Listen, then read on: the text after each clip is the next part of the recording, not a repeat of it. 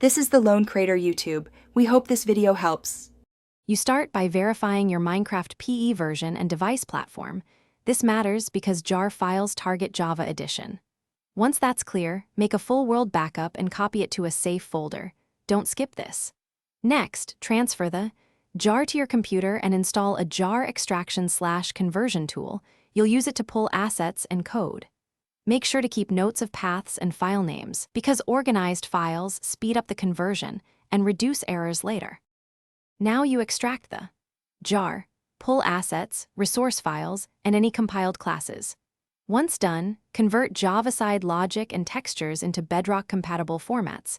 This often means translating logic into script or Pocketmine/Python/PHP plugins and resizing textures.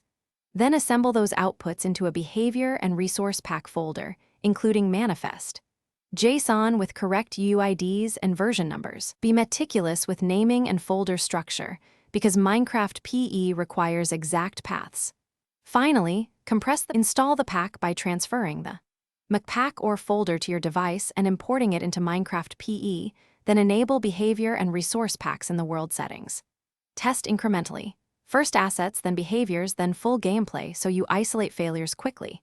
If something breaks, consult the game log and confirm manifest.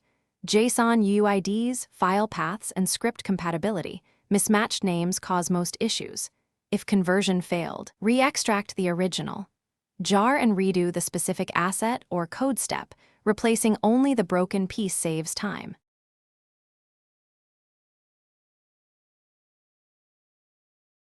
Thanks for watching.